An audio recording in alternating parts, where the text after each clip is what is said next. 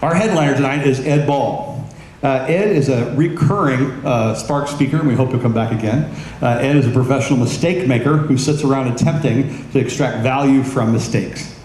He is a manager in the mornings, a wannabe professional speaker during the day, and an old thug at night. He is an alumni of Grace College in Indiana State with 14 years experience in the criminal justice system. With all of this accumulated experience, mistakes, and thugging, Ed Ball's goal is to help all those he comes in contact with to be better and to do better. And he hopes tonight to have a positive impact on the Sparks audience. Please give him a warm welcome as he comes to the Sparks stage.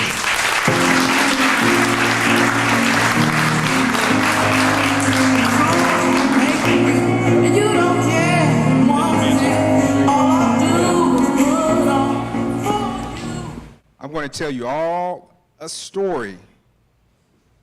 This story involves a gun, a high-speed chase, one of the many times I was nearly murdered, and how I came to understand the value of being proactive. Being proactive to me means being ready before something happens.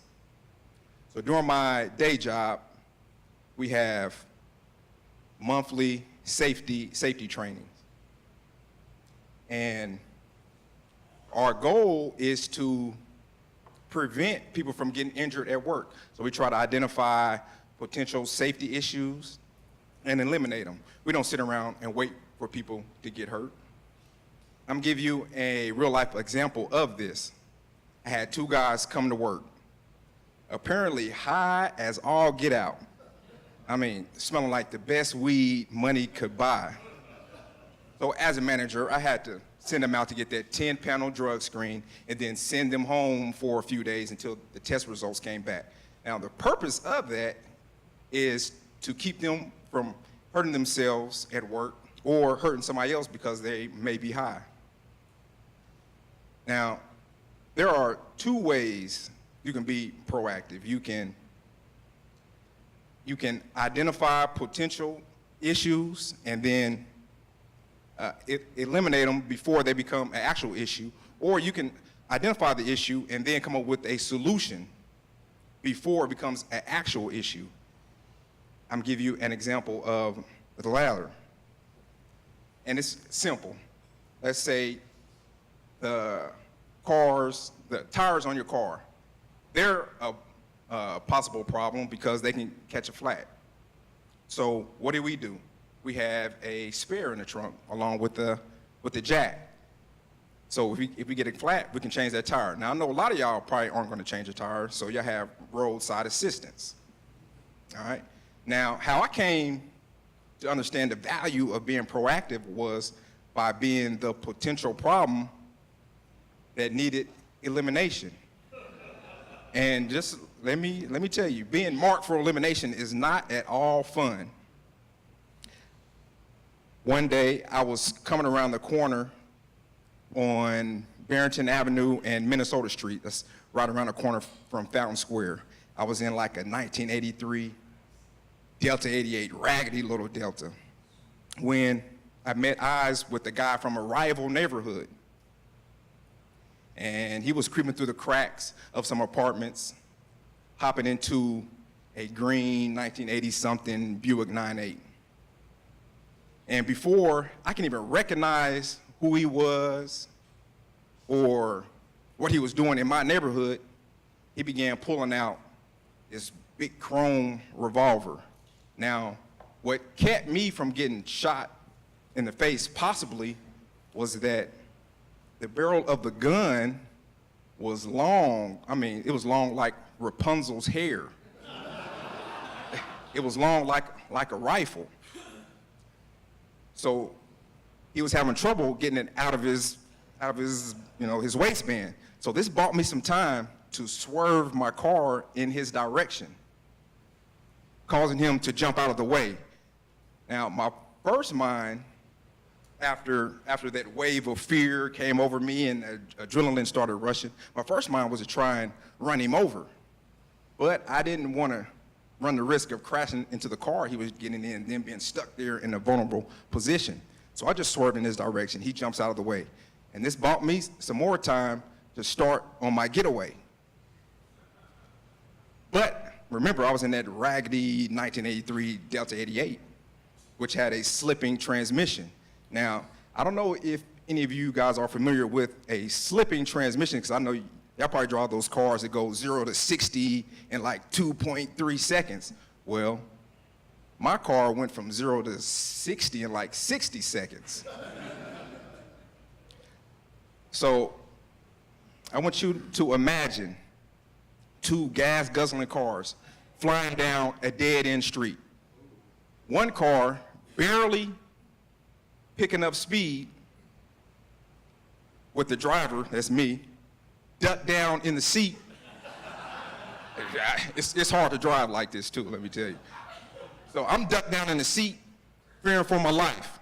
The other car had the passenger hanging out the window, and he's shooting a rifle-like revolver. I'm talking about that gun is howling, and each shot is like an injection of just fear and adrenaline, causing my heart rate to just beat faster and faster, and he's shooting like a Wild Wild West movie. Now, similar to a character in a Wild Wild West movie, I'm counting every shot. But unfortunately, he seems not to be running out of bullets. And my heart rate is starting to beat faster and faster as that adrenaline is still rushing. And it even increases more when I realize that my escape route is coming to an end. And my dumb self don't have a contingency plan for getting shot in the head. So as I'm counting the shots, waiting for this guy to run out of bullets, I made the mistake of assuming that a revolver has 6 shots, 8 shots maybe. Does anybody, was it 6 shots, 8 shots, maybe something around there? Okay. So after that 30th shot, I'm like, man, what's going on? So I'm assuming he must have pulled an extra 24 out of his ass. And so, but before I reached the dead end and got killed, he stopped shooting. He turns right and heads back to his neighborhood. Now, that's not what his neighborhood looks like. That's what it looks like today, but back then it was like a big brick project. It used to be called Brick City. Has anybody ever heard of Brick City? It used to be called Brick City. So he heads back to his neighborhood. Now, the yellow represents the route I was on, fleeing for my life from a crazy gunman shooting a elephant gun, and then the road he took to go back to his neighborhood. Now, the black arrow represents his neighborhood, and then the red represents actually where I lived. So you can see we stayed probably like a mile apart from each other. So I think logically, I probably should have had a contingency plan in place. I probably should have been more proactive just in case somebody chased me with a gun, but I didn't. Now, what I learned from this situation is that being proactive is very valuable. It can save your job, save your relationship, probably even save your life. See, the gunman, he was prepared, he was proactive. As soon as he saw me, he didn't ask any questions, he didn't flinch, he didn't do nothing but start pulling that gun out ready, had his mind made up what he was going to do. Now, me, on the other hand, I was reactive, panicking, scared, running, fleeing, ducking, looking crazy. So now I try to be more proactive. I try to be the man wielding the gun, chasing my problems as opposed to having my problems chase me. Now, on a quick side note, remember the 2 guys I told you about how to send out to get that 10-panel drug screen? a couple hours later, I don't even know why it took a couple hours for them to get the drug screen, but a couple hours later, I get put on the phone with the police. And the police informed me about some suspicious behavior, not illegal behavior, but just suspicious. They got a call from a lady at a gas station saying there was two guys going in and out of the bathroom, to the parking lot, to the microwave, back and forth. So when they leave, keep in mind, they still had on their work uniforms. That was crazy. So she goes in the bathroom, she finds condom wrappers and little cups that apparently had urine in them. So they were going to the microwave, warming up the urine, putting it in the condoms so they can beat the drug test. Now, I had to give it to them. They were proactive. They were very proactive. They already had made up in their mind how they were going to beat a drug test if they ever had one. But me, I was like, man, that was good. So, hey.